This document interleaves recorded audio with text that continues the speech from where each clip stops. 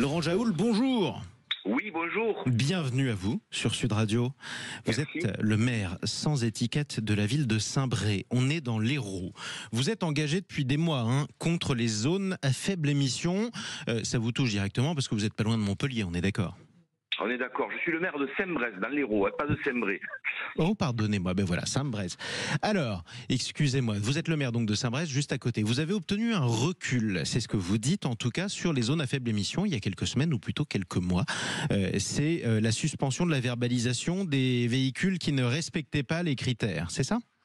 Tout à fait. Nous avons obtenu, c'est un véritable coup d'arrêt pour la ZFE sur le territoire de la métropole de Montpellier. Jusqu'en 2027, nous pouvons continuer à circuler librement, quels que soient les critères de nos véhicules, quel que soit l'âge et leur degré de pollution. Alors, vous pouvez continuer à circuler librement, c'est-à-dire qu'en fait, en théorie, vous n'auriez pas le droit, on est d'accord, mais Exactement. il n'y a pas d'amende, il n'y a pas de verbalisation, c'est ça ? Tout à fait. À partir du 1er janvier 2025, les véhicules en critère 3 et critère 4 n'avaient plus le droit de circuler. Sous la pression d'un certain nombre de maires, l'exécutif et notamment le président de la métropole a accepté un projet de législation qui nous permet de pouvoir circuler encore pendant 2 ans. Ouais. Et donc aujourd'hui, après avoir obtenu ce moratoire, je m'attaque à notre combat, qui est le combat pour faire tomber la ZFE au plan national.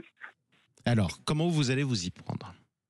Comment je vais m'y prendre? D'abord, je travaille avec Alexandre Jardin, avec Daniel Guichard, où vous avez entendu parler du mouvement des gueux. Ouais. Et puis maintenant, on s'attaque directement au Parlement. On a écrit, et j'ai écrit notamment aux députés et aux sénateurs pour leur demander de passer par le biais d'un cavalier législatif ou par une niche parlementaire un projet de loi visant à abolir définitivement et à abroger notamment cette loi sur la ZFE. Donc, vous allez pousser pour le faire déposer. Vous avez parlé de ce mouvement des gueux. Effectivement, les gueux, les manants, comme on disait par exemple sous l'Ancien Régime, c'est un mouvement qui a été lancé par l'écrivain Alexandre Jardin. On l'a reçu à plusieurs reprises sur Sud Radio. En quoi vous estimez que ceux qui n'ont pas le bon véhicule sont considérés comme des gueux ? Bien, écoutez, quand vous vivez dans un territoire comme le mien aujourd'hui et que vous avez un salaire, vous êtes salarié, vous travaillez dans la fonction publique ou à l'hôpital et vous êtes salarié entre 1 500 et 2 000 euros et qu'on vous demande de changer un véhicule pour acheter un véhicule propre, moi les concitoyens me disent on ne peut pas, monsieur le maire, on est angoissé, on ne peut pas changer le véhicule.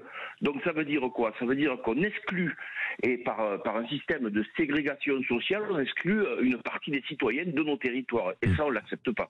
Effectivement. Vous êtes à combien de kilomètres de Montpellier à Saint-Bray? On est à 15 km de Montpellier. Ouais. Voilà, à partir du 1er janvier 2025, il y avait, je ne sais plus, j'ai quantifié, plus de 40% des automobilistes qui ne pouvaient plus utiliser leur véhicule. C'est énorme. Oui, c'est quand même considérable ça. Effectivement, 40% chez vous ? Oui, 40%. Je crois qu'on était sur 60 000 véhicules. 60 000 véhicules sur le territoire de la métropole de Montpellier. Alors, vous avez quand même, et c'est une première en France à ma connaissance, en tout cas, ce type de mouvement-là, obtenu à minima un sursis en négociant notamment avec le maire de la ville, le maire de Montpellier, pardonnez-moi. Quels arguments ont été entendus ? Les arguments, c'est que lui-même me l'a avoué. Il me dit, moi, quand je vais dans les repas des personnes âgées, des petits vieux, tout ça, me disent, mais monsieur le maire, on ne pourra plus sortir la voiture du garage. Et on a les professions libérales, les artisans, les commerçants. Moi, j'ai une infirmière sur ma commune qui me dit, je travaille dans les hôpitaux de Montpellier, je peux pas aller soigner les malades parce que mon véhicule ne peut plus rentrer dans le périmètre. Mais vous avez également les artisans, ceux qui roulent dans des berlingots, des kangous, qui ne peuvent pas changer le véhicule parce que souvent c'est des pauvres. On a des auto-entrepreneurs qui gagnent pas forcément très bien leur vie et qui n'ont pas les moyens d'acheter un véhicule qui ne pollue pas. Aujourd'hui, on divise la France en deux entre ceux qui ont du pognon et qui pourront circuler parce qu'ils ont les moyens d'acheter le SUV qui vaut 100 000 euros et ceux qui ne peuvent pas changer de véhicule. Évidemment. Comment vous allez vous organiser ? Et d'abord, moi je viens d'écrire aux parlementaires héroltais, qui sont 13, 9 députés, 4 sénateurs. Ce matin, j'ai écrit à 48 heures, ce matin j'ai déjà 6 réponses. Des députés notamment et un sénateur qui me disent qu'ils vont passer l'abrogation de la loi par une niche parlementaire. Il faut qu'ils trouvent maintenant le moment sur le calendrier, mais je pense que ça peut aller très vite. Il y a une opportunité par le Parlement d'abroger cette loi sur la ZFE. Alors, quel message vous lancez aux autres maires de ce pays, qui sont quand même plusieurs dizaines de milliers, vos collègues? Eh ben, je leur dis, il faut relever la tête, il faut avoir un peu de courage et ne pas accepter cette mesure discriminante.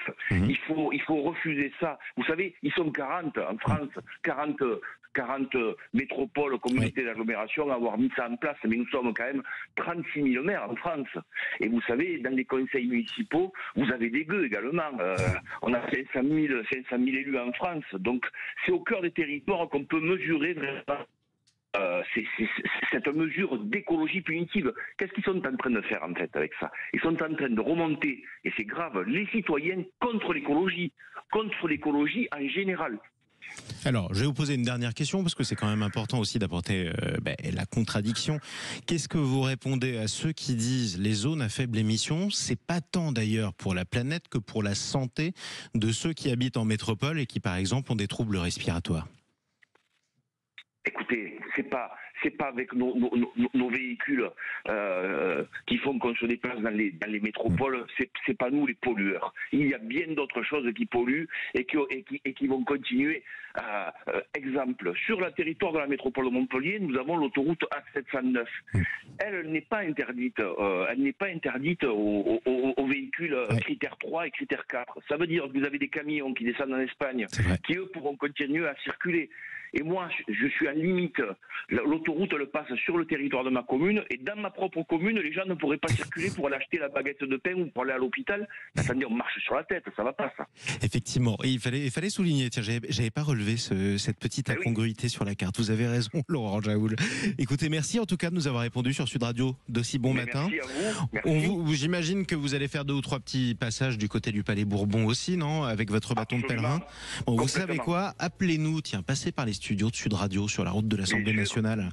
C'est un sujet dont on parle pour le coup sur Sud Radio. On parle des ZFE depuis quoi, 2-3 ans à peu près. C'est ça. Donc on n'a pas attendu que ça devienne politique. On vous retrouvera à très bientôt, Laurent Jaoul. Bon courage à vous. Je rappelle que vous êtes le maire sans étiquette de la ville de Saint-Blaise dans l'Hérault.